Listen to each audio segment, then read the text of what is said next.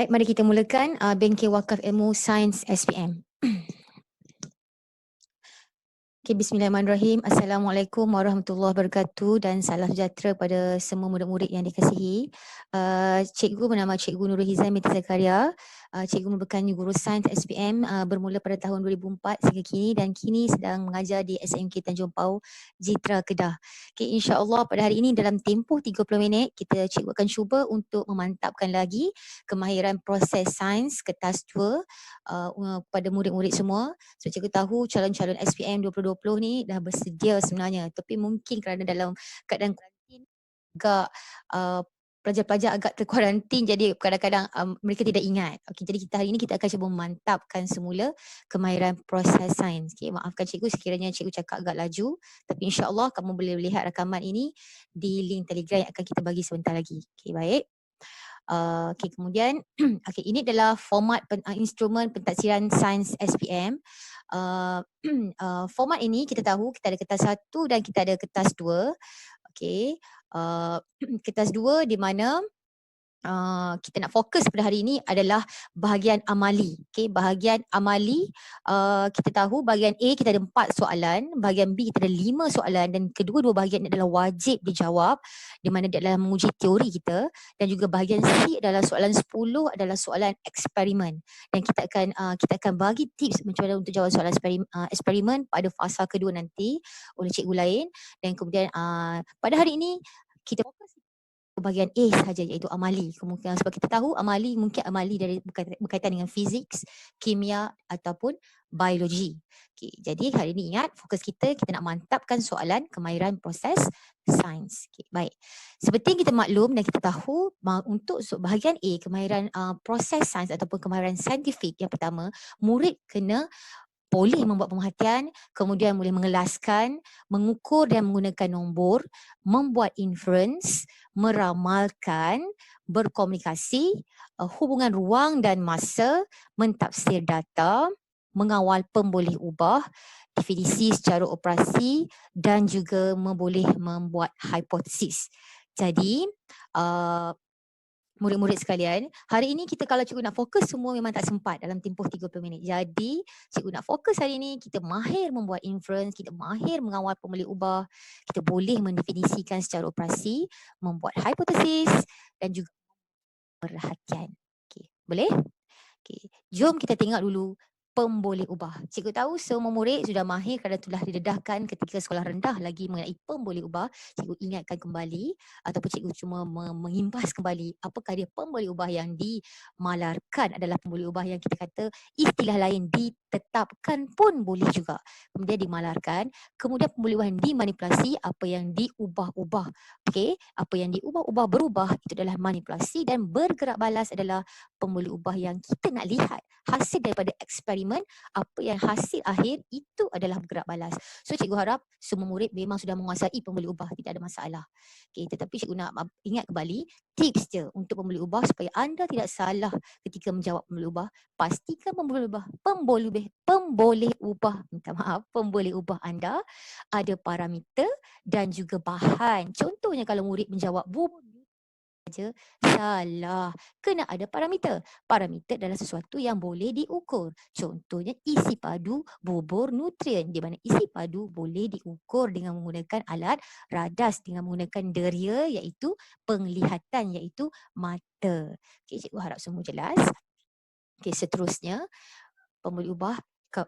Anda kena tahu sebenarnya pemboleh ubah dapat markah free sebenarnya, sebab pemboleh ubah selalunya dapat jawapan daripada 4 ada rangsangan sebenarnya dalam soalan. Yang pertama ayat, yang kedua jadual, yang ketiga graf dan juga yang keempat gambar raja.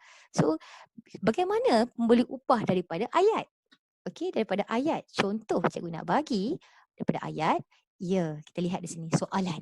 Rajah 3.1 menunjukkan eksperimen untuk mengkaji kesan cuka dan amonia ke atas lateks. Contoh kedua, rajah 2 menunjukkan untuk mengkaji kesan suhu ke atas penapaian glukosa. Cikgu saja highlightkan dengan warna merah. Kenapa? Sebab daripada ayat ini sebenarnya ada pemboleh ubah. Cuba kamu teka. Apa pemboleh ubah yang tersirat dalam ayat tersebut? Okey? Ya, betul. pembeli ubah dimanipulasi atau diubah-ubah. Itu adalah pembeli ubah daripada ayat. Okay, next. Daripada jadual. Ya, daripada jadual pun ada jawapan murid-murid sekalian. Okay, daripada sebelah kiri ini kita tahu manipulasi dan sebelah kanan adalah ya, bergerak balas. Sama juga yang di bawah. Semua orang tahu, cikgu rasa apa dia manipulasi? Iaitu masa dan juga suhu. Jadi macam mana boleh salah dalam peperiksaan kerana semua itu diberi. Okay, so mungkin dari segi yang pertama tadi, mungkin dari segi ayat, soalan dan juga jadual. Tetapi ada rangsangan lain lagi sebenarnya, iaitu daripada graf. Di mana kita tahu graf, kalau yang bawah ini kepada manipulasi weight of student ataupun berat murid, dan juga yang di atas ini sebelah kiri ini adalah yang menegak adalah bergerak balas. Tetapi cikgu nak bagi tips iaitu macam mana nak ingat. Okay, cikgu nak bagi tips yang mudah. Kalau M, kita ingat macam ni, M adalah melintang ataupun menerap. Menerap selalunya baring. Jadi yang terbaring ini M, menerap adalah M, manipulasi, dan yang atas ini yang tegak ini adalah bangkit. Bangkit maksudnya bangun, straight naik atas. So bangkit huruf B, bergerak balas. So cikgu bagi tips macam mana nak ingat supaya tidak confuse. Okay, seterusnya daripada graf dan daripada gambar pun sebenarnya dah ada jawapan sebenarnya murid-murid. So kamu tidak boleh salah sebenarnya. Okey, jadi daripada gambar yang pertama kita lihat di sini, ya, samalah tinggi objek. Itu apa yang sama, apa yang tetap, apa yang dimalarkan. Kemudian okey, saya nampak kat sini ketebalan kanta pun sama. Okey, betul. Kemudian yang biru ni ada sama di bawah. Tidak sama kerana masih kerana jarak dia berbeza. Dan yang kemudian seterusnya sebelah kanan nak tengok saiz image atau tinggi image. Ini yang kita nak tengok. Jadi kamu kena fahamkan gambar rajah tu dengan betul. Setelah kamu kaji gambar rajah kamu, kena pasti berubah. Baru kamu boleh keluarkan jawapan. Okey, rupa-rupanya yang merah itu merujuk kepada dimalarkan atau ditetapkan. Yang biru itu adalah dimanipulasi ataupun yang diubah-ubah. Dan juga yang di sebelah kanan adalah bergerak balas atau hasil tindak balas. Cikgu minta maaf, tolong mutekan suara semua sebab dia agak terganggu. Pastikan mute semua suara. Okey, seterusnya.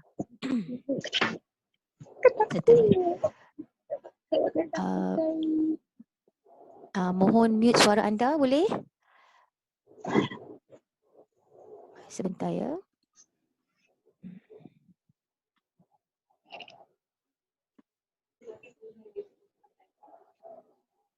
Okay, cikgu terpaksa mute sebab dia agak mengganggu. Sebentar.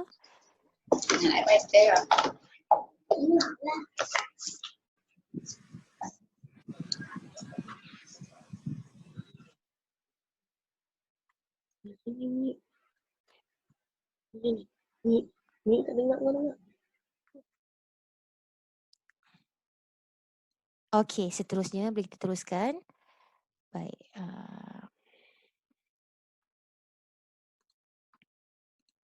Okey, seterusnya yang bergerak balas. Okey, tak apa. Biasalah benda ni secara live memang akan ada gangguan juga. Okey, baik. Bergerak balas. Okey, ini adalah sedikit rahsia. Sebenarnya dimalarkan dan dimanipulasi, sebelah kiri dia memang selalunya ada jawapan. Jawapan dia sebenarnya kadang-kadang dia dah susun dah. Di sebelah kiri adalah manipulasi, dimalarkan, dan sebelah kanan sebenarnya tips adalah bergerak balas. Kebanyakan gambar. Tetapi janganlah ikut tips ini untuk semua soalan. Bergantung juga kepada soalan. Okey, seterusnya. Okey, baik. Okey, ini adalah contoh juga dimalarkan daripada gambar-gambar rajah. Jadi kamu boleh tengok nanti video slide ni di Telegram. Okey, di sini contoh. Baik, seterusnya pembeli ubah yang untuk pembeli ubah kita teruskan lagi. Okey, cikgu teruskan dengan hipotesis.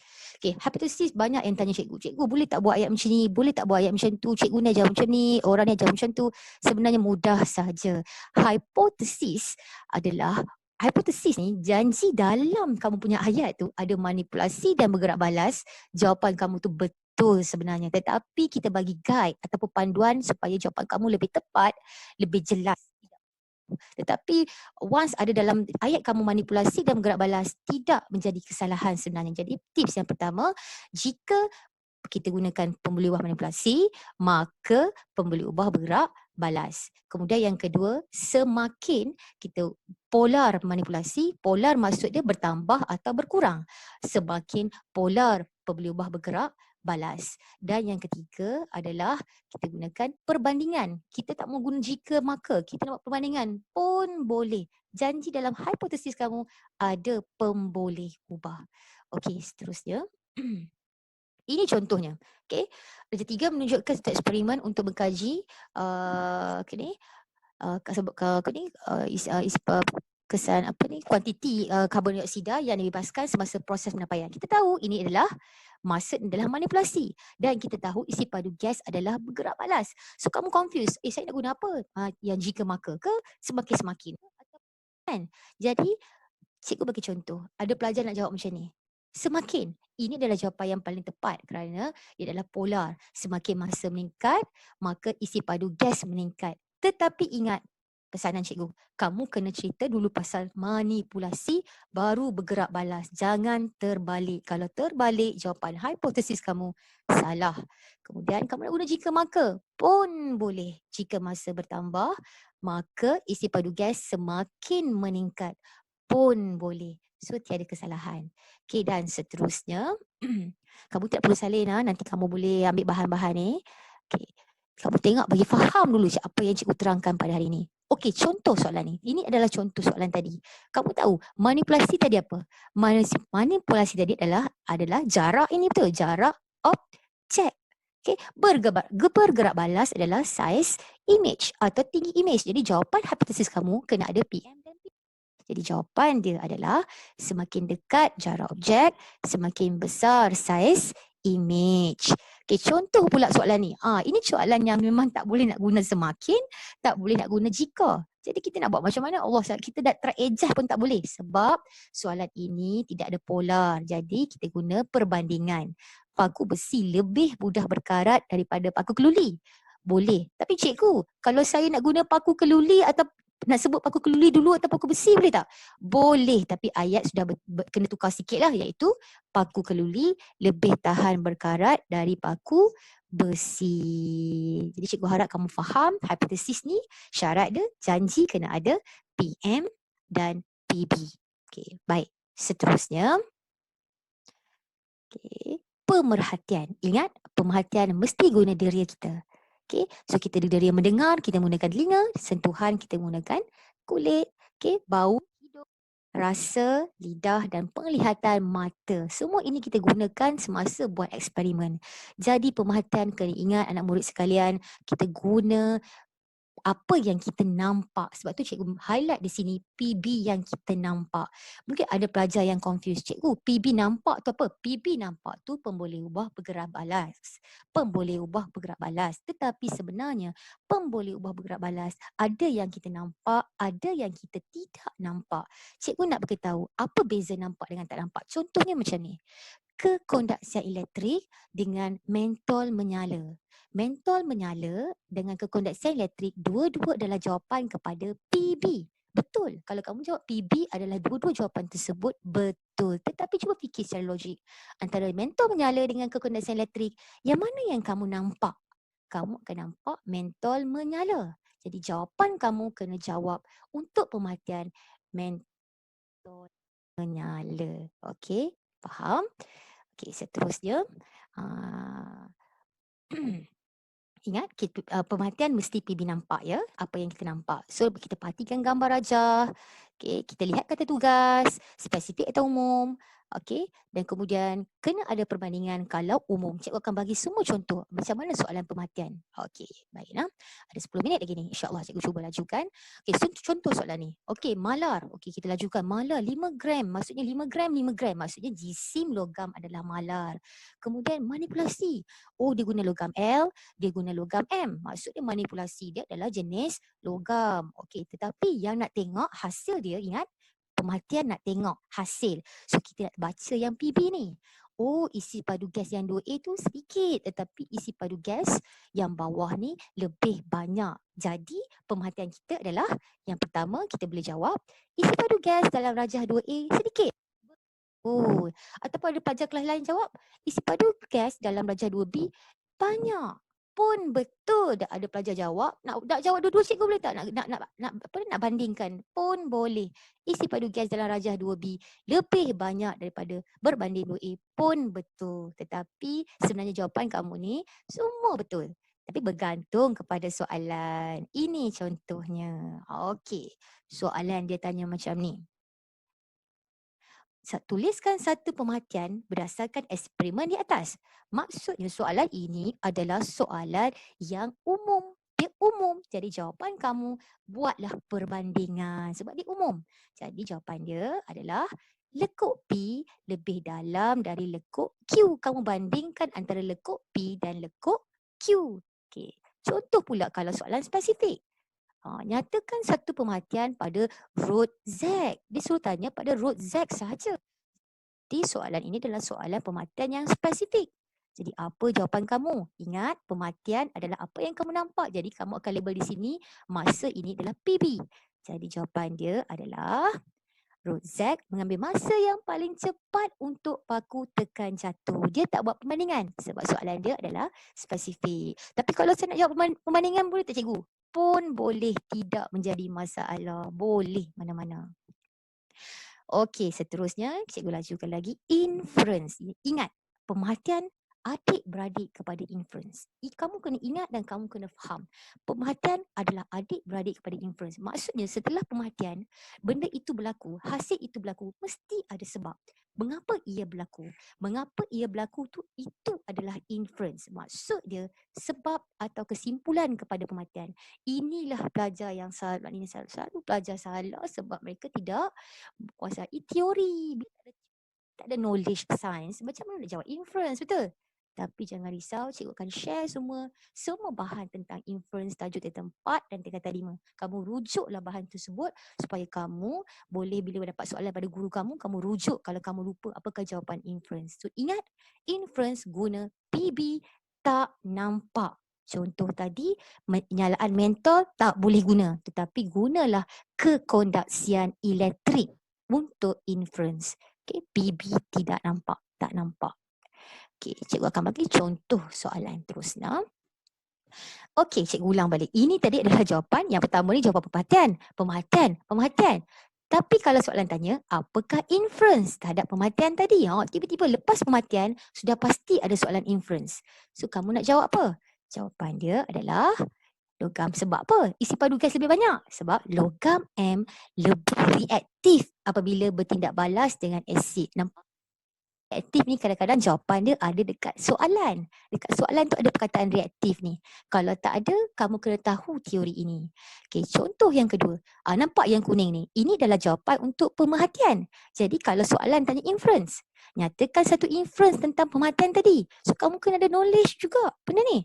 So kamu akan jawab root Z merupakan pengalir atau konduktor haba yang paling baik. So konduktor haba ni, pengalir haba yang baik adalah PB yang tak nampak. Cikgu ulang balik, kadang-kadang perkataan ini ataupun PB tak nampak ni ada dalam soalan. Cuba cari, kadang-kadang dia dah bagi tips dah sebenarnya.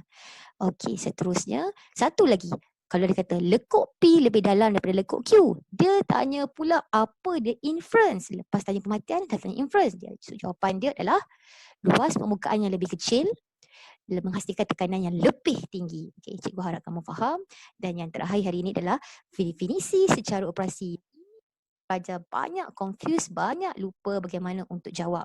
Jadi definisi secara operasi kita ada 3 syarat. Okay, syarat yang pertama, kamu kena ada kehendak soalan. Syarat yang kedua, kamu kena ada kata penghubung dia. Kata penghubung dia sama ada proses, boleh bahan, tindak balas, cair dan sebagainya. Dan yang terakhir, kena ada PB yang nampak, bukan tidak nampak. Ingat, contohnya nyalaan mentol, luas kawasan jernih, itu adalah PB nampak. Kalau kamu guna pertumbuhan bakteria lebih aktif, itu salah, itu PB yang tidak nampak. Okay, contoh soalan definisi secara operasi. Ini contoh soalan dia. Ingat, 3 syarat untuk definisi secara operasi. 3 syarat. Syarat yang pertama adalah kehendak soalan. Soalan tanya, nyatakan definisi secara operasi bagi pertumbuhan bakteria. Jadi pertumbuhan bakteria adalah syarat yang pertama. Okey. Kemudian apa syarat yang kedua? Kata penghubung.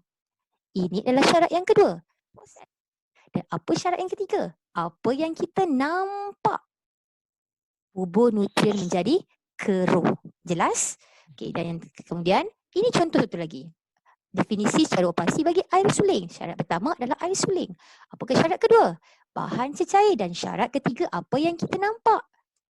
Mempunyai takat didih 100 darjah Celsius. Dan alloy adalah syarat pertama. Syarat kedua adalah bahan pepecah. Dan syarat ketiga adalah membuat lekukan yang kurang dalam apabila pemberat jatuhkan ke atasnya. Jadi warna kuning ni, apa yang kita nampak, kita catat balik dalam PB, dalam definisi cara operasi di ruangan PB nampak. Okay. Okay, ini semua contoh antibiotik. Okay, ini semua contoh-contoh yang cikgu boleh bagi. Okay, kita ada 3 minit lagi. Air suling, ini semua contoh definisi cara operasi. Okay, contoh. Okay, baik. Contoh. Okay, cikgu rasa cukup kot hari ni. Okay, graf ni cikgu go through saja sebab cikgu tak boleh terangkan dengan kita ada masa 2 minit. Jadi graf kita tahu ada garis lurus dengan lengkung. Kemudian kita ada kata tugas, graf bar dan juga graf histogram. Kita refresh saja. Ini adalah graf lengkung. Ingat nak murid semua, pastikan titik kamu dipindahkan dengan betul dan graf mesti licin dan tidak boleh menggunakan pembaris. Tapi kalau graf garis lurus boleh menggunakan baris. Dan kemudian ini adalah contoh adalah graf bar. Ingat graf bar mesti ada senggang, ada ruangan, ada jarak antara graf tersebut. Dan kemudian semua bar dilukiskan, kita kena lukis sama lebar. Dan yang terakhir ini adalah contoh histogram. Okey, baik. Jadi cikgu rasa sebenarnya cukup kot. Cikgu cuba buat selaju yang mungkin, tapi kita ada masa lebih kurang 1 minit lagi. Jadi cikgu minta maaf sebab cikgu memang agak first time nervous. Jadi cikgu tak sempat nak paste link Telegram, tapi insyaAllah cikgu akan share dalam panitia daerah link tersebut. Bahan-bahan semua dah sedia dalam tu. Jadi kamu hanya klik link tersebut, kamu akan masuk dalam link tersebut, kamu akan dapat semua PowerPoint yang cikgu share hari ini dan share pada kawan-kawan yang tak dapat masuk pada hari ini. Dan cikgu nak ucapkan terima kasih kepada semua sebab semua yang sudi masuk, sempat masuk hari ini. Kamu duduk di rumah elok, stay at home, stay safe dan juga ingat jangan keluar sebab kita boleh memendung COVID, InsyaAllah COVID-19 ni. Dan Paru. okay, boleh on, tak ada masalah, boleh on semua.